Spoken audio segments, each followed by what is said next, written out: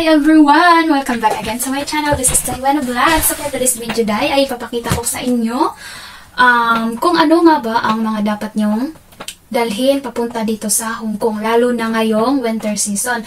December to February ay winter dito sa Hong Kong. So may isa akong subscriber nga, si Day Lorendel. Shout out sa Day and congrats kasi noon nung nagla-live ako lagi yan siya nandyan. So biglang nawala. Then ngayon sabi niya, Day, see you soon. Pero nagtanong siya sa akin, ang sabi daw ng amo niya is kung pwede daw is backpack lang ang dalhin niya kasi nga yung bahay daw ng amo niya is 390 square meter feet. Tama ba yun?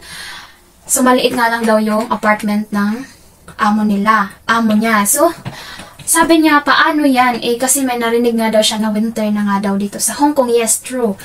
Magwi-winter na, nakapang-winter na nga ako. So paano yan hindi daw siya makapagdala ng pang-winter? So Day, kasi sinabihan ka na ng amo mo, wag naman masyadong backpack lang. Kasi super, ilan lang mapasok mo nun. Baka hindi pa pang 1 week na damit. Then mga personal na gamit mo pa. So, tulad sa akin Day, kasi ako noon, panahon ni COVID, sinabihan din kami na wag magdala ng marami. Yung kaya lang bitbitin.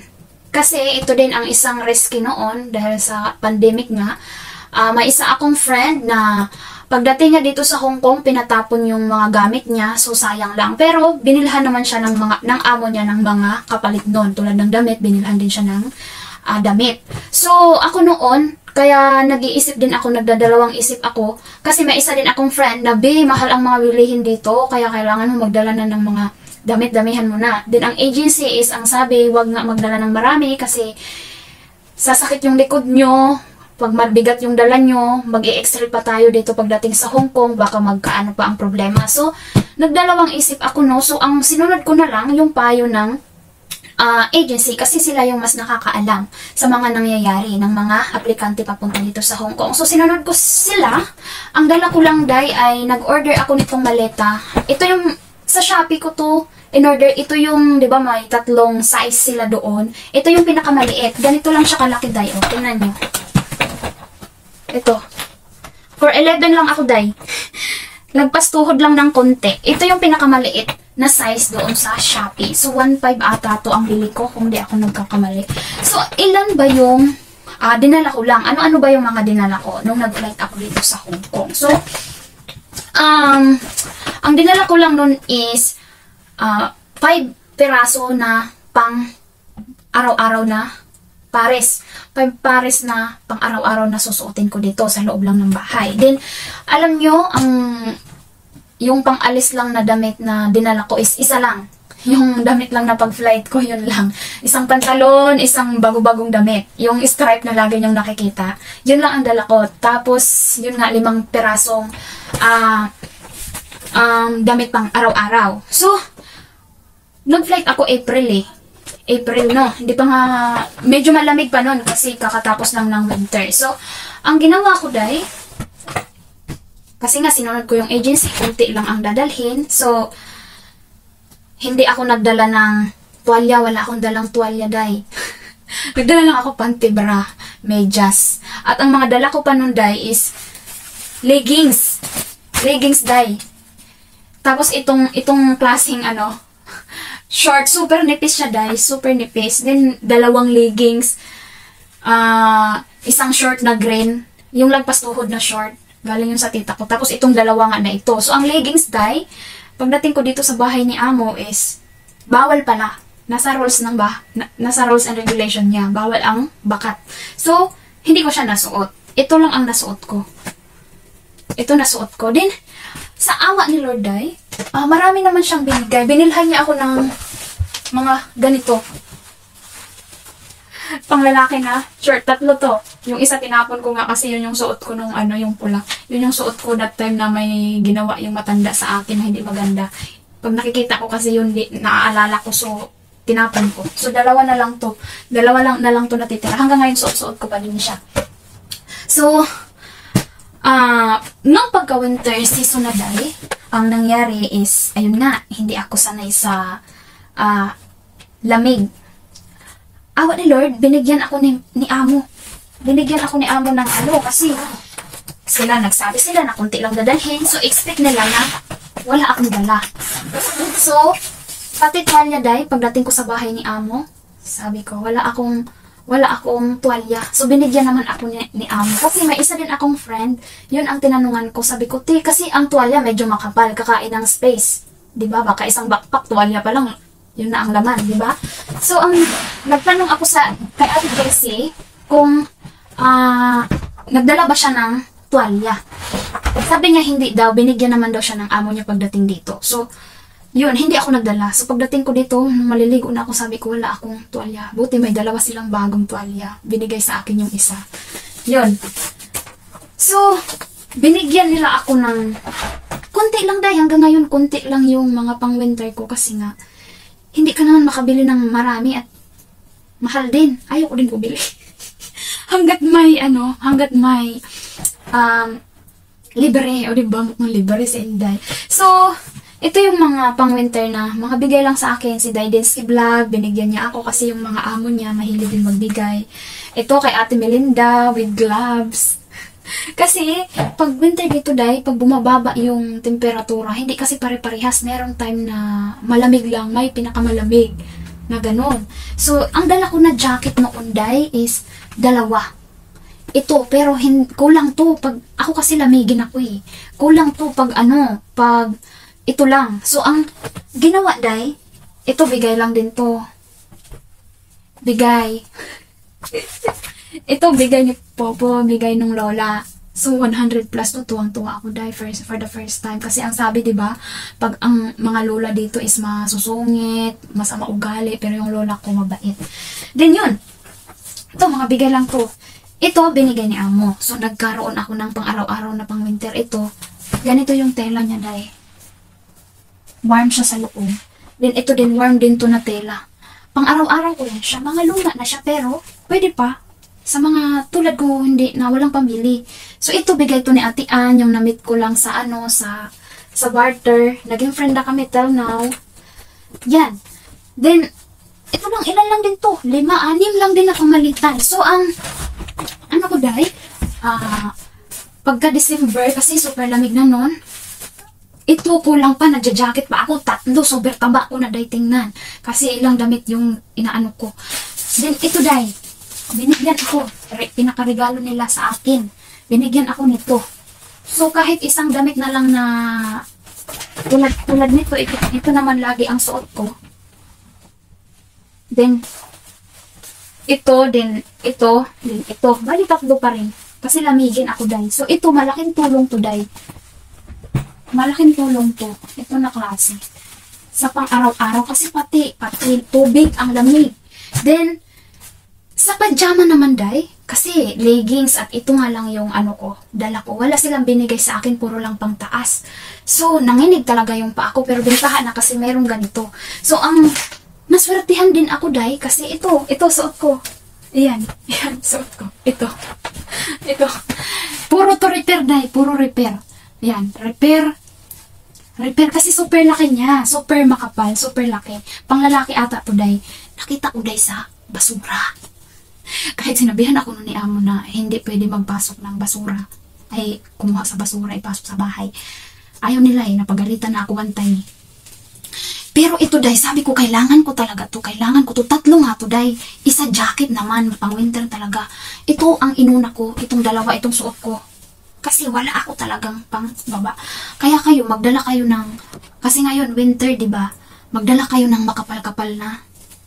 Kahit 2 lang, wash and wear. Ito, suot-suot ko, 2 to 3 days. Ito, damit lang yung pinapalitan ko. Kasi 2 lang din itong ganito ko. Nadagdagan pala siya, nitong nakaraan, nitong paglipat namin dito. Nakapulot ako ng basta sa basurahan din. Nakapulot ako, ito. Madadagdagan siya, magiging 4, kaso fitted masyado. Baka ayaw nila amo, ayaw nila ipasuot. Bakat na bakat yung bilat. Fitted, tingnan niya. Ito, pang winter din to na tela Ayan, yung tela niya. Pang winter din to Pero, fitted masyado, baka sitahin ako. Hindi ko pa nasusuot to kasi parating pa lang yung winter, diba? Napulot ko siya, urig pa naman siya, ulot ko buday. Basta bahala na kay. Ito talaga kailangan ko talaga kasi lamigin ako. So, ayan, pink. Red and pink. Saktong-sakto talaga sa akin. Fitted talaga. So, iyan, kung magpa-flight kayo ngayon, yan ang mga... Kasi nga, dahil ikaw, sinabihan ka na backpack lang. Wag mo anuhin na backpack. Kahit magdala ka ng maliit na malita. Yung maliit lang. Kasi kadalasan talaga ng bahay dito dahil ay maliit lang talaga. Tulad nito room ko. Ito lang. Ito lang na space ito. Tapos ang haba nito kung gaano kahaba ang bed, single bed, ganun lang din yung haba nito. So saan to nakalagay itong mga pang winter ko? Nasa ilalim ko. Tapos yung pang araw-araw ko na ginagamit ay ito. Nandito. Ito yung pang araw-araw ko lagi. Tapos yung nasa taas, yung mga pang-alis ko. Na mga pang-alis din na pang winter ko. Yan. Super liit lang talaga ng bahay dahil baka wala din. Kaya tips ko sa'yo, pag backpack lang kasi, wala ka nang mailagay. 'Di ba? So kahit maliit lang na malita, gayahin mo ito. Ito sa dinala ko, yung maliit lang na malita. Yan ang dalhin mo. Kasi, meron ka pang, syempre, pang personal na gamit. Tulad ng napkin, pagkain mo. Kahit kunti lang naman. Pang 1 month lang na pang merienda. Then, bra, panty. Then, medyas. Yun ang importante. Kung pwede, wag ka na lang din magdala ng ng tuwalya or towel man na lang, ganyan. Kasi ang tuwalya, kakain pa ng space. So, pang-alis mo na ang tanong nga lang din dyan is, yung kung ang amo nyo is, magbibigay ba? Kasi tulad ng isa kong subscriber, si Day, ay, mahirap dahil kasi yung isa kong subscriber, din siya sa akin ng pang-winter, kasi nilalamig din siya, nanibago siya sa klima dito. Maninibago talaga kayo, tsaka magdala kayo ng vitamins nyo, ng gamot, pang paracetamol, pang Newsip, mga ganon, Bioflor, Rexidol, yan. Magdala kayo nun dahil kasi maganda na yung tayo una nakakaramdam ng medyo masama, parang sasama yung pakiramdam natin, inuman na natin. Ganon ako, pero pwede naman kayo din maghingi din sa amo nyo. Pero that time kasi na panahon ni COVID, hindi ako nagsasabi na masama yung pakiramdam ko or papunta sa masama. Para may kakaiba ka naramdaman kasi uwi nga sila dahil panahon pa ni COVID. Siguro ngayon, pwede nang, pero magdala pa rin kayo ng sarili nyong gamot. In case man. Then, kung halimbawa magkasakit kayo, isabihin nyo muna. Kung walang ibigay, doon nyo na inumin agad-agad yung gamot nyo. Kasi, meron din akong nabasa na post na nagkasakit siya dahil pagdating niya, may sakit na talaga yung bata, then siya na ang nag-aalaga, so nagkasakit din siya. So, hindi rin sinagot ewan ko bakit hindi sinagot ng amo yung pagpapagamot sa kanya. So, dapat sagot yun ni amo kasi may insurance tayo. No? Dapat ganon. So, sa'yo guys, sa mga makakapanood nito, magpa-flight ngayong winter season. So, siguraduhin nyo na lang na kahit may dalawa kayong pang-winter na pants. Medyo makapal lang, medyo makapal-kapal lang. Then, kasi, dalawang pang-taas. Mga ganun. Yung makakapal na tela. Kasi winter. Then, siguro kung may mga kakilala kayo dito, marami kayong mahihingian or marami din namang ukay-ukay. Kaso nga lang, kung wala kayong kakilala, yun nga ang mahirap. Pero, try nyo din sabihin sa amo nyo. Karamihan naman ay nagbibigay naman, bibihira naman yung madamot talaga. Syempre, alangan man magkakasakit kayo. O, diba? Magkakasakit kayo kasi hindi tayo sanay sa winter season. So, sabihin nyo sa amo na, amo, wala akong pang-winter. Makikita din naman nila yan, lalo na ako, dahil tatawanan ako ni amo. Kasi, mukha akong astronaut. Super kapal, tapos may paganon pa ako. Tawanan talaga ako. Sabi niya. Kasi gustong-gusto niya ang winter season eh. Ayaw na ayaw naman niya ng summer. Ako naman, gustong-gusto ko yung summer kasi makaka-aura ako. Sexy ako. Pero pag ito lang ang suot ko lagi. Oh, ito naman guys. Oh, bigay lang din to ng ka-church ko. Yan. Kaya ito, may pamalit. Ito, bigay lang din to. Nakikita niyo to sa mga previous vlog ko ng winter season. Bigay lang din to ni Ate Ann. So, nagbigay sa akin, nakilala ko lang din dito sa Hong Kong. Ano siya, taga Davao. Kaya ito, palitan ko na siya. Kasi hindi ako makalabas na wala ito. Pag super lamig, ay naku, Diyos ko. Hindi ko kaya yung lamig na manipis yung buho ko, yung lamig na pasok sa ulo ko. So, kailangan ko talaga nito. Kaya, may nag-sponsor din sa akin ng mga bunit-bunit, mga ganito-ganito, Day Densky Vlog, and Ate Melinda with pa ganito-ganito pa. May gloves pa. So, ayan lamang, Day. Kung mga first timer nga kayo dito, makakatry din ng winter. So, wag mo sundin yung backpack lang, anong mailalagay doon. Or try mo mag-ask kung sino man ang nagsabi sa'yo na yung amo mo ba kumontak sa'yo directly or sa agency through broker. Kasi, diba sinabihan ka sabi mo, paano ako makapagdala ng pang-winter kung backpack lang, o diba? Kaloka naman. Kahit maliit lang na maliit, Day, ang dalhin mo. Pwede na yun. No? Kasi mahirap, lalo na, alam mo sa sarili mo na hindi mo kaya yung malamig, tulad ko, and just mag-aircon nga lang sila dito, naka-jacket na ako, tawanan naman ako ni amo, para ako astronaut, para babalot agad ako niyan, kasi ewan ko ba ba't ako sa lamig talaga kahit sa bahay, yung dalawa kong anak nakatutok pa yun sa electric fan, so nandun ako sa dulo, tago ako ng sa hangin nila, ganun ako. So, ayan lamang for today's video, Day. Kung may gusto pa kayong tanong, pwede nyo na mag-comment kayo dyan sa baba. Kasi winter season na talaga sa mga magpa-flight dyan. Madami na. Congratulations sa mga subscriber ko na nakapunta na dito. Sana kayanin nyo rin, ha? Laban lang lagi, ha? Laban lang. Alam nyo na, from the start, kung nanonood kayo sa mga previous vlog ko, mga pinagdaanan ko din na hindi, kumbaga, hindi talaga madali ang pag-abroad. So, fight lang. Kung nalulungkot ka, kung may pinagdadaanan ka, iiyak mo lang. Then, sa akin nga, dito ko na ilalabas sa inyo, Day. So, may mga opinion kayo na nagpapaano sa akin, nagpapakalma. So, fight lang, diba? At nakakatuwa din kasi na-inspired ko kayo through my sharing ng experience ko na lumalaban. O, diba? Pinglalaban mo, Day. So, ayan lang for today's video, Day. See you next vlog, Day. Don't forget like and subscribe my channel. See you next vlog. Bye!